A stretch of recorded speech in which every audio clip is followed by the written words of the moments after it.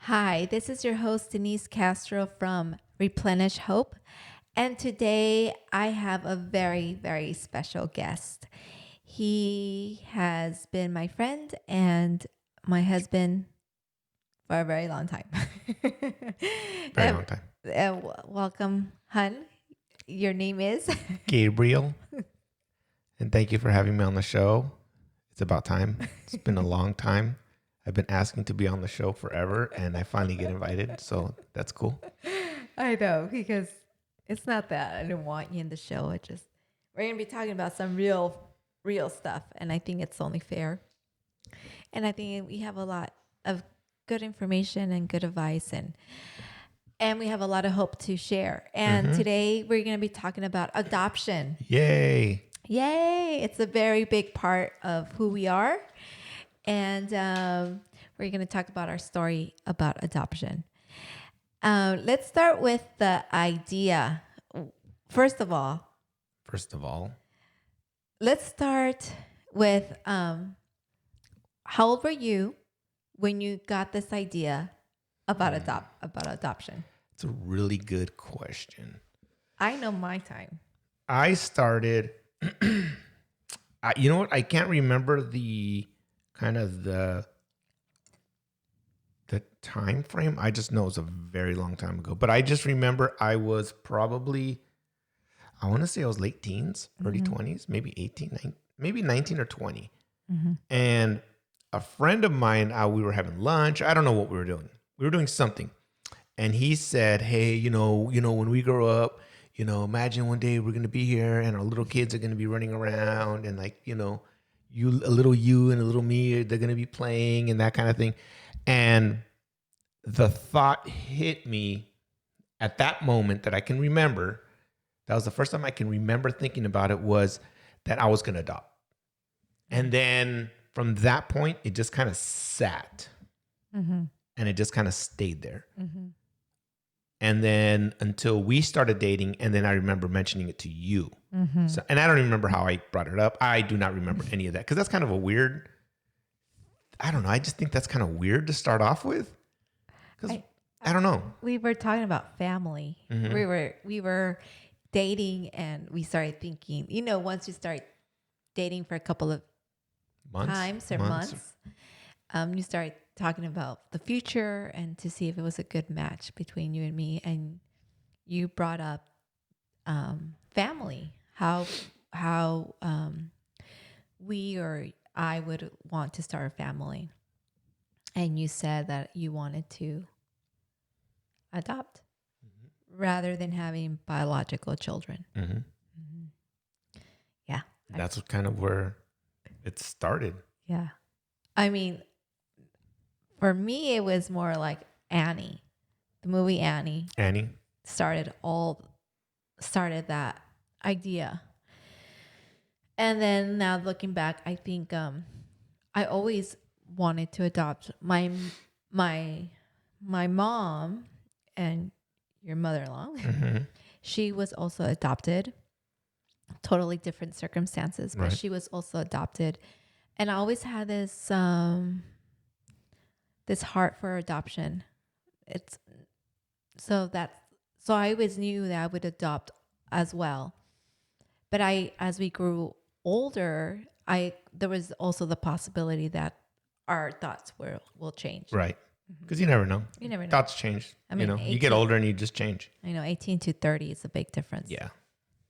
So but it never changed. It did not. It did not change. It stayed very consistent until mid-30s. I guess it was mid-30s. Yeah, like early 30s. Yeah. It pretty much stayed the same. It didn't change. Yeah. So then we started the process when we decided that we were going to do this.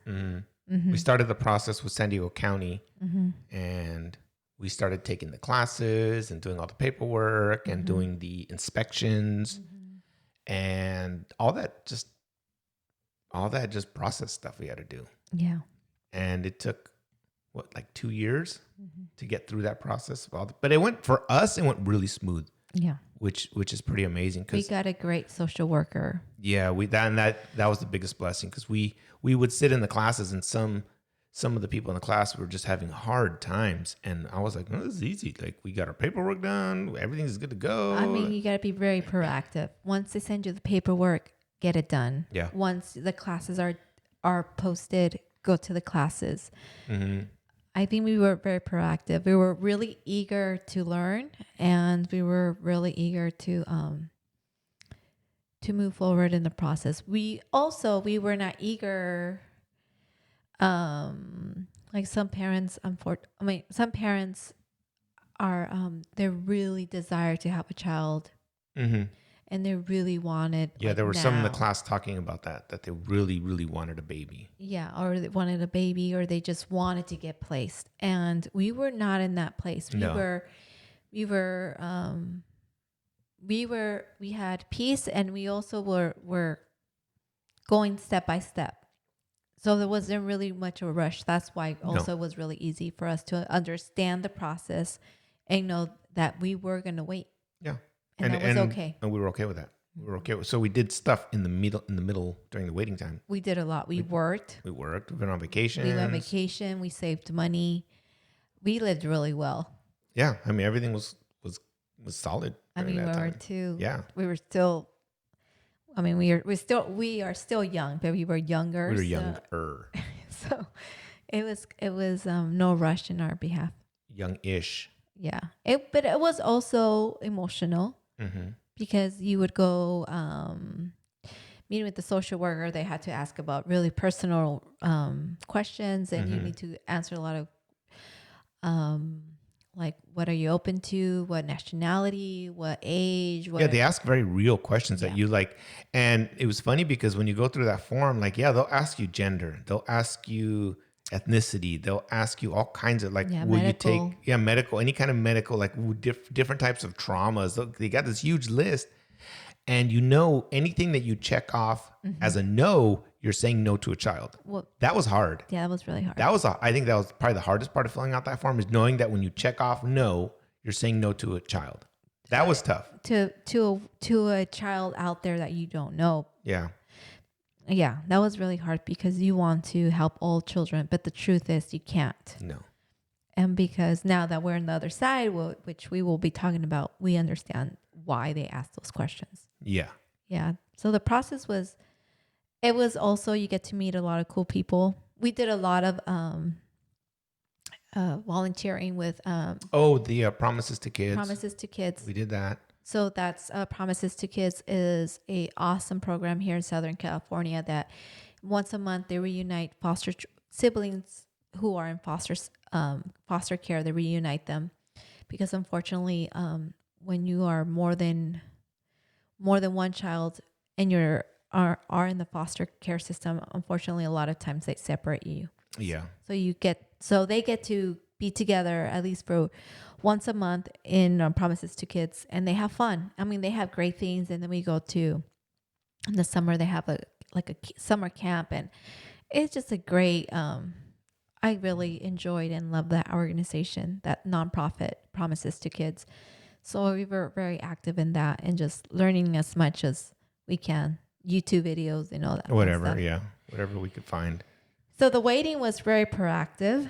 Mm-hmm. And we did stuff. We didn't just sit around waiting for a phone call. We did stuff. Can't. That's the thing. A lot of to our listeners, if you are waiting to get matched or get the process moving, you can't just wait, because you're going to go insane. And also, you are wasting precious time that when you get your child, it's no longer about you anymore. Mm-hmm. So at this time that you are waiting, do everything that you want to do now. If you need to pay off debt, pay it off. Mm-hmm. If you want to go travel. If you have some things in your mind, in your heart that you need to get done, ready. If you want to go to school, go to school. Go to school. If you need to go to therapy, go to therapy. Get yourself ready and equipped, because when the child comes, it's coming. Yeah, and that's the thing, when you wait a long time, but when it happens very fast. It happens really it happens just really quickly. Yeah. And the process, and they'll tell you, like, you just stay proactive with the classes because you're gonna have to keep up on your classes, but find classes that will interest you, and find classes that will, like Denise said, to equip you to be prepared. A lot of classes just on like learning how to deal with traumas, learning how to deal with emotions, learning how to even deal with yourself. The best class I think I remember having was the attachment therapy class. That was amazing. That was an excellent class. I mean, learn the attachment skills early so that when the time comes, you're ready to go. Yeah. Also, if I can share, also be prepared like after. So we were also blessed that we were we're going to share about when we got connected with our daughter. But once we got our daughter, we were immediately connected to SDYS, San Diego Youth Services. And they provide at home attachment therapy. And I mean, that support still has carried us to now. So get involved with, build a community even in the waiting period. Yeah. So when you have the child in your home, you will know where to reach out. Yes. And so it's pretty much don't take the waiting time as waiting. Take it as I've heard other bio moms or friends of mine, like that you're nesting. You know, they're saving the clothes, they're gathering formula and diapers. Do that as well, but also do that preparing the foundation for your future family. Yeah, and start talking to other families that have already adopted. Yes, and please be open-minded. I mean, I was so naive because I was a nanny for 12 plus years in that time. But it's true. I never had biological children, or I was never in this. We have never fostered, did a foster care. And so when foster parents would tell me not so much exciting stories about adoption or fostering, I would be a little bit naive, saying, oh, not me. Yeah. But just be open to all stories, all advice, and don't let fear come into your heart, because if you're called to do this, you're going to do it well, or sometimes not so well, but you're going to be able to have the grit to follow through. Right. But just be open, right? Yeah. To all things. Yeah. To everything that they teach you. Yeah. Because they know, because they've been on the other side. They've seen it. Okay. So the setup of how the second phase of our adoption journey, while you are, how we completed all of our paperwork, we were licensed, we did all our classes, and we were just waiting. And in that waiting, you can decide what you want to do. A lot of families, when you are doing through the county or through domestic adoption, if it's not private, usually it's you can do foster care first for adoption. Right. I know in California things are changing a little bit different, so I don't. But I'm going to be talking about our experience at that time. So, they can give you phone calls, and they did. We got a lot of phone calls. We got a lot of on the way to work phone calls. Yes, and those are very exciting and very they bring a lot of emotions up. Yeah. We got a lot of phone calls, but a lot of them, thankfully, we had a great social worker who never pressured us and they were really real and very honest with us. For example, one time we got a phone call, and this child, unfortunately, was hurt, very sexually abused. And because of my past, my childhood, she advised that this might not be a good fit. That was an example. And or like you would see on Adopt8, or you would see there's a website you can click on, like children that are available for adoption. You click and the social worker will call you, and they're like, well, they're available, but blah, blah, blah, blah, blah. Right. So we got a lot of those, like kind of like false alarms. Yeah. And then it's funny, in that same time, you get your friends who are also in the waiting period. They're getting matched, and you're like, I want to get matched. I want to get matched too. I want something. Yeah, I'm pretty sure, like, like you're waiting to get pregnant. I want to get pregnant too, but you don't. You have to wait for your time. Yeah. And we were really lucky. We almost, to walk to the setup part. We were planning. We are faith believers, so we do believe in God, or some we would call it higher power.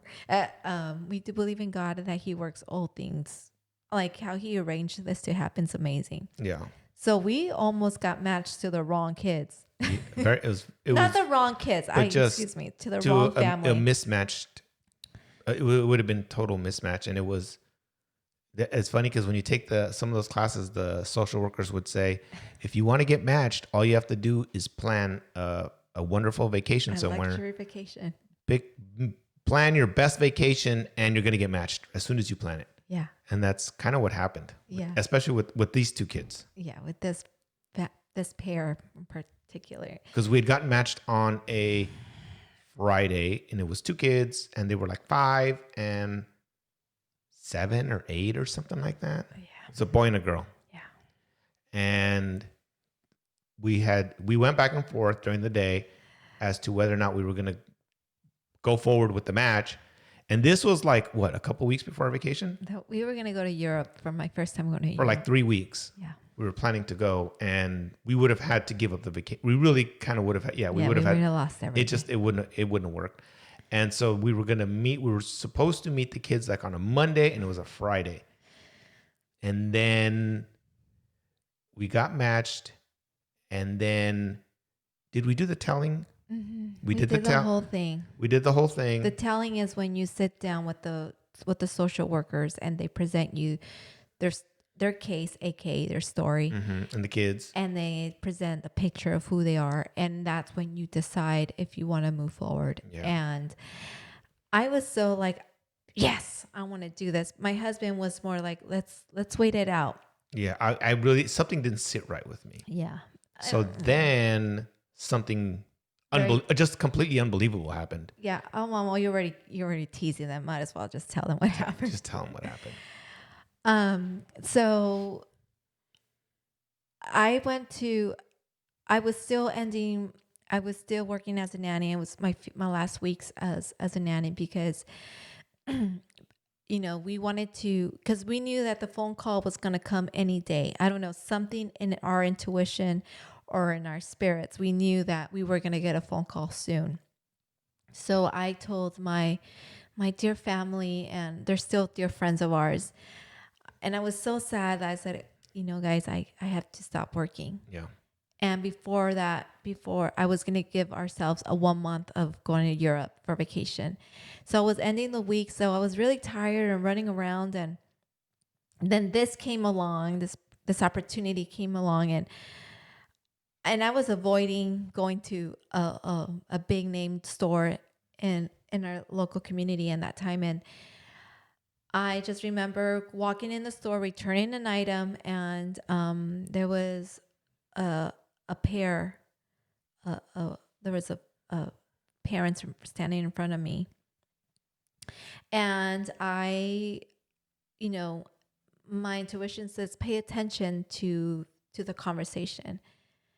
And I usually don't do this, guys. I always have my earphones or doing something else, and so I did. I paid attention, and then my intuition would say, "Look at the mail," and I was looking at the mail, and I was looking at him, and I was like, and I was already thinking about the kids, and I was thinking, "Wow, he probably is gonna look like him when he grows up," and then my intuition again spoke louder. It's like, "Pay attention, really look at them." And when I saw the parents' face, and I started listening to their conversation, I realized that these parents, or these men and women, were the bio parents of the children that we were gonna we're gonna move forward to our adoption. And I heard their whole game plan. And it was not a friendly, welcoming, peaceful Nope. game plan. It was threatening, and I heard everything that was going to come against us if we would have moved forward. And I did all the right things. I listened, I paid attention. I told my husband once I got home, I shared, my parents were visiting from Mexico, and I shared, and they were like, oh no, esto no es bueno, esto no es de Dios. And I was heartbroken because I was no longer stubborn. And this was right near our house too, which Yeah. was very unsettling, Yeah. being that it was so close No, it was to where we live. Yeah, it was because we decided to have a close adoption. Right. So it was not good. Even if it was open adoption, I just saw They were going behind the social worker's back, using a family member to get to the kids. They were already getting the kids. They were breaking the laws. They were already breaking the restrictions, and they were already lying. And it just was not it was not good. It was not good. And as a family that you're waiting to adopt, you also have to realize that your children are going to come with a history, and whatever you welcome them in, whatever you open doors to, you need to make sure that you're ready to whatever comes into those doors. Yeah. And due to our line of profession, and also due to our history background, I knew that I could not open those. I came from that dysfunction. You know, my bio dad was not a good citizen. It was just, I did not want that in my life. And so I wanted to make sure everything that I built with my husband would be protected as much as we can. So I'm really glad that we said no.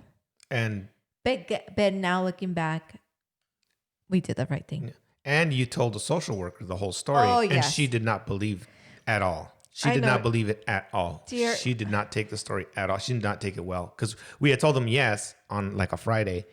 And then I think it was like Monday, we called them first thing in the morning, said no. No, we called them right away. Like as soon as we could. Yeah, we told them right away. We said no. And our social worker, she did a great job. She didn't believe me because what we do for a living. She thought we dig some dirt. And the truth is we didn't. It's like a story that you cannot believe unless it happens. It's to you. And you actually took a picture because it was so unbelievable. I know I shouldn't have done that. You shouldn't have done that, but it was a good thing you did because they did not believe you until you showed her the picture, and then she believed you. Yeah. And that's when she realized, okay, she's telling the truth. Yeah. Yeah. That's what I didn't want to do that, but I had to because I knew no one was going to believe me. I don't know if I would have, like that. It's such an unbelievable story. It is. It really is. Yeah. So I did. Because the odds of that are 0. Yeah. But because we believe the following is that God had our little one set up ready, and then also their social worker was being very pushy. Like, no, you have to do it, sell your house, move. It's like, no. Yeah. It does not. Like, sometimes it does take a drastic decision, but it can also be done so well. And I'm so glad we didn't do that. I'm so glad. Because there's two social workers. There's a child social worker, and then there's your social worker as the, being the one adopting. Yeah. So there's 2 different types of social workers. Mm-hmm. It's like I'll share the seashell story in the end. But so we went to Europe. Yeah, for 3 weeks. It was great. Mm-hmm. I was so spoiled. I wish I can go back. Mm-hmm. It was a good trip. It's a great trip. And so the possibilities of us adopting or even having a child was still kind of vague and behind our mind. It was back of the mind, really. Yeah, we didn't know when we were going to get the phone call again. But we did tell our social worker that we're going on vacation and not to call her to contact us because we were not going to be around. We were going to be out of the country. Yeah, but she can reach us through email. But that was it. Yeah. So when on Gabriel's birthday, it's up to September 23rd, I got an email. It's the day before. Oh, yeah. The night before. That's right. I got it on September something. I got the email, so I had to keep this big secret. So on his birthday, I told him that, hey, our social worker just emailed us, and she said she has a match. And Gaby, I think this is it. And she explained there was a little girl. There was a little girl who is ready to be adopted.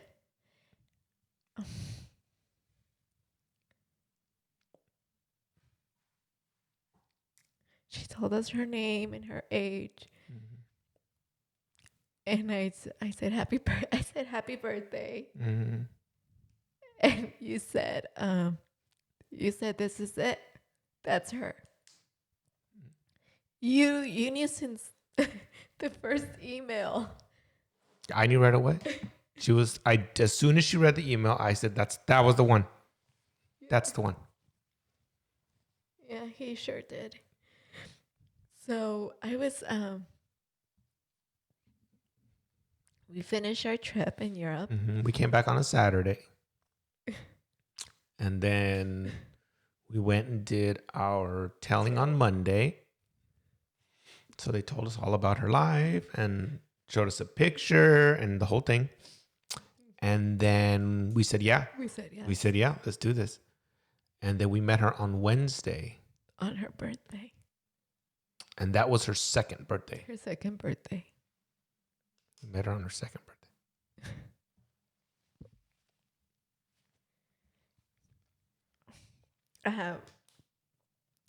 That's the day that we met her. And we met her foster parents. We saw where she lived, and we met her social worker. And Gabriel always knew. He was more, this is it. Yeah. So we continued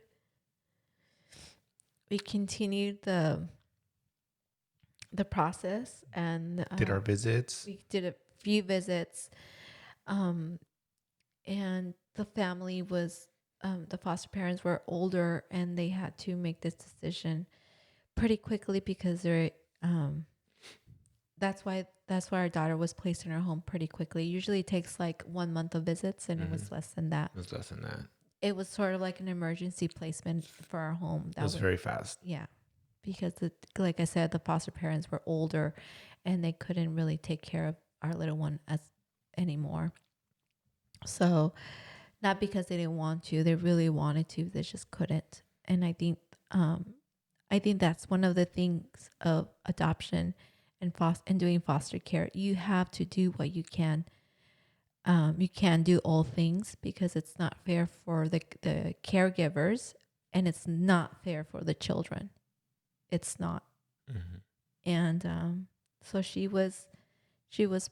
came to our home very shortly after that. Yeah, really quick. And then we were fostering her until she was completely ours. That was probably about 8 months. Yeah, and that was very fast too. That was really fast. She was already ready to go. Shoot. And we were also blessed of the people around us because they threw us a giant kind of like a welcome home kind of party. It was an adoption party. It was an adoption shower. And we got clothes and diapers. And I mean, even recently I ran into the couple that Matt Vanessa that gave us all those clothes. And that lasted us like 2 years worth of clothes we had. And I just thanked them. And this was only like a couple of weeks ago that I saw them physically standing together, that I was able to talk to them. I know. And I was like, I know. So my previous, the family I worked for, who are our friends, who are still very much a blessing to our life today, they hosted. Yeah, they hosted the party. They hosted not only with their homes, but they also blessed us by providing. They really hosted a party for us, and then our pastor, the Davies, Pastor Emma, she did the party for she got the invite, the thing going for us. So we were very blessed, and people really loved us through our decision because it's very different making a decision of adopting just because we want to adopt rather than, usually you will hear stories, we can't have bio children. Right. So that's why we already have bio children. So we want to adopt children. Mm-hmm. This was our first decision. And people, there will always be questions why, but they also have celebrated us more and supported us more than the questions. Yeah. Yeah. So it was really neat having her in our lives, and it was we had a lot of fun, mm-hmm. But it was also very challenging. Yeah, it's very challenging because the first few years. Yeah, the first few years. I mean, even the first few days, it's hard because now, once we got matched, we knew we had nothing. We had nothing. We had absolutely nothing. We absolutely had nothing. So, because whatever we had was just to get the licensing. Mm-hmm. So we had the absolute bare minimum that we needed for the licensing, but we didn't have anything for her. No, nothing for her. So we had to, in a very short period, had to put everything together just for her. And we did. And we did. We pulled it off. Our friends, the Neiman family, like I said, we didn't have a crib, so we used a playpen. And we used a playpen. We did buy a car seat because no hand-me-downs there. It's we needed a brand new car. We got a car seat. We got a car seat and painted her room and did all kinds of stuff just in a very, very short period of time. Yeah. Till we got her. And then after that, now here we were pretty much we were married but single with no kids, kind of we were married but we had no kids, traveling and doing whatever we wanted. And then just a couple weeks later, now we had a kid in the house. And one income. And that living in California. And living in California. So it that's a shock to the system. Yeah. Because you think you're prepared for it, but you're kind of not. No. You're really not. Yeah. And also the little one, she was so little, but she was so confused with what's going on. Now that we look back, I can see the confusion. She was so brave, but she just didn't know. Yeah. I mean, she went from literally from one house one night to our house the next. And that was it. She never went back. No. And I can't even imagine what that would have felt like for her going from one home to another and not understanding, not knowing, and no one even being able to explain to her. Yeah. And not really seeing these people anymore. Yeah.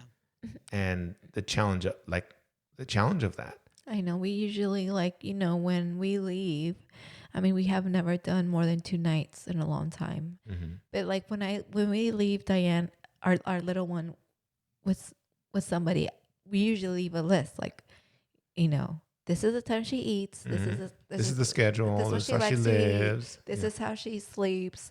If this happens, I didn't have none of that. No. I didn't have no prep time. Nothing. So nights were really hard on us and on her. Mm-hmm. She had a lot of anxiety and my little one. But anyways, and she was not attached. No, she had no attachment at all. At all. No attachment. She would just wander off, and she did her own thing. Yeah, she had zero attachment was zero. I can share our first Thanksgiving with her, mm-hmm. and I was getting ready to get a plate for her, for she can eat, and I couldn't find her, and then out of nowhere I see this 2-year-old little girl. Mm-hmm. I remember that. Walking to the table and getting herself some bread. She got herself some bread and a piece of paper plate. And he was thinking, "Oh my God, that's funny." And it was cute. It was cute and gracious, it's funny, but she was usually children who are attached to the parents. Know that mom or dad or the caregiver, nana or tata, or the tia or whoever, the brother or sister, whoever is gonna feed them. Mm-hmm. And she didn't have that. Mm-mm. So little big things like that. She had holding my hand or even resting her head in my shoulder. I remember. us carrying her or me carrying her, and she would like sleep with her head up because she didn't know that she could rest her head on my shoulder. Mm-hmm. And that was the time that I was trying to bond with her, and that was the first days or months of our experience. So, but the joys of it, of her now. I also I want to share something I was thinking about today. In this time, as you're waiting, have in these challenges moments, have grace and patience with yourself. I remember friends would ask me, "So what does she like? Does she like this? What's her personality?" And I'd be like, I have no idea. I don't know what she likes. I don't know her personality is. So be okay with not knowing. Like, get to know them. Get to know what they like and get to know who they are, and have fun with that. Don't be so hard on yourself. And one of the things that I kind of had committed even from like the very, very beginning, because she was 2, so we were 2 years behind the ball with her. Mm-hmm. So that's a lot of catching up to do. Mm-hmm. And so I had, from that point, the day we got her, I had said, I'm going to hold her as much as I can because I've lost 2 years of that. Mm. And I think for me, that made all the difference. 100% the difference. And I think if I hadn't made that commitment, our relationship would probably be different. Yeah. But I had decided that just straight from the beginning. And I have to say that you and her have an incredible relationship. Mm-hmm. And I think because of your commitment to that, it has shown. And yeah, so it's been, let's talk, we've already talked about the sentimental parts of it. Let's talk about the joys and then a little bit the present. So, I mean, the joys of it is that when she came into our home, she had very little speaking. Like her vocabulary was. Yeah, I don't know if, because we really didn't see her do much speaking when we met her at all. Yeah. And I don't know if she just wasn't comfortable with us or it was her environment. I don't know. Mm-hmm. So she really didn't say anything, if at all. She wouldn't even laugh. No, she didn't laugh. She wouldn't smile and she wouldn't laugh. No. At all. She wouldn't laugh or smile or talk. Like, we didn't even know she knew how to say cookie until one time she saw a cookie. And she said cookie. She said cookie? And I go, what? You can talk? Yeah, she knew what a cookie was. Yeah, she knew, and no. She knew the word no, that was for sure. Yeah. So, I mean, she started talking, and she has passed all stigma. Or she's developmentally on target. Mm-hmm. They always would say that she was going to be small at her size, and I mean, she is petite, but she's not small. No, she's normal. She's a normal size. She's normal size. She's healthy. Mm-hmm. And I mean, present. She's learning how to read, and she's learning how to write. Mm-hmm. Doing numbers, and she's been with us for going on 6 years. No. 5 years? Went on 5 years? It feels forever, though. It feels like forever. It feels like she's been with us since day one. Yeah.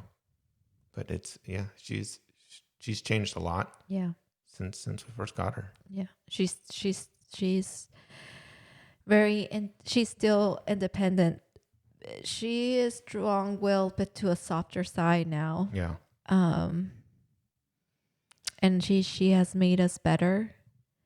She has brought a lot of colors out of us, but it has been for the good because it has made us better to become better people and become parents and spouses. And you grow up really fast with kids. Yeah. Kids will make you grow up, period. They will teach you things. You'll catch a lot of insights. Like me, I really never had interest in any kids stuff. Like I really didn't. No. Kids music, none of that. But now I'm all about it. Like I loved it. Like once she came along, like there were parts of me that were unlocked that I never knew existed. Mm-hmm. And like even like I never cried, period. Like I never ever cried. I just for nothing. I never cried. And maybe part of that is my dad never cried. I never saw my dad crying for anything. Yeah. I think the only time I saw him cry was when his my grandmother passed away. I think that was the last time, and I think I was like 12. My dad he just has a very straight face. And I remember the first time I had really cried was after we had adopted her. And it was only a few months in, maybe 5 or 6 months. We watched the movie Inside Out. Yeah. And there was a scene of this character that he doesn't die, but he like fades away. Yeah. And I lost my mind. Yeah. I just could not stop crying. Yeah. And that's the first, and it was weird because it unlocked something in me that I didn't even know existed until we got her. Yeah. Yeah. A lot of things like that. Little things like that. Or big things. Little big things. Or big things. Yeah. Like that. I know. She has challenged us, and we realized really quickly that the importance of life and family. Yeah. And what really matters. And she really loves family. Mm-hmm. She really likes the idea of us being together. And it has brought us together. Mm-hmm. It really has. And she is loved, and she is taking care of our family. Love her. Mom and dad, Nana and Tata, love her very much. Are his aunts and uncles, and when she gets to see them, because they all live so far away. Yeah. But she is just one of us now. Yeah, she is. And we're really, really, very, very blessed. And she's just like another kid. Yeah. With imperfections and with a lot of funness. Mm-hmm. She's just perfect and imperfect for us. Yeah. About the starfish story that this lady was getting the starfish and throwing it back in the ocean. Mm-hmm. Or was it a child? Somebody. Okay. Let's just say a lady. Just say a lady. You get a star, and you throw back the starfish back into the ocean. And there was somebody watching her and saying, you won't be able to rescue all the starfish, Mm-hmm. And she replied saying, well, I know I can't rescue all the starfish, but I can rescue this one. Mm-hmm. She threw it back, or this one. So, we can't all adopt more than one children. There's families that we're blessed to know that have adopted more than 5 children. Yeah. And we all equipped to different levels of strengths when it comes to parenting and loving a child. But if you cannot adopt, you can always foster. You can always do foster care, or you can support families who are doing foster care or who have adopted. If you are a business, you can donate to really good nonprofits. If you are a person that can not only donate monetarily, but you could also donate your time. There's also great nonprofits organizations that are willing and are needed of people to volunteer. If you are a church or have a building to provide services or to provide support group nights or just fun outings for the children, please consider doing that for the community. We could all do something. Mm-hmm. And to the mom or dad or woman or man who are waiting the process, just know that whatever comes out in this process, good, bad, challenging, and joyful, it's so worth it. Yeah. I would do this again. I love my daughter very much, and I love I love our family. Mm-hmm. So I do not regret our decision at all. So Any final words? No, I mean, I think you covered all of it. I think so too. Yeah. Yeah, for the adoption process. Yeah. All right. So get that paperwork done. Call your local peeps and go adopt a child. Why not? It's going to be great. And if not, go help someone who has or is. So thank you very much. And remember that hope is for everyone. Thank you for listening to Replenish Hope. If you want to get daily doses of hope, please subscribe and share the hope with others. And remember, hope is for everyone.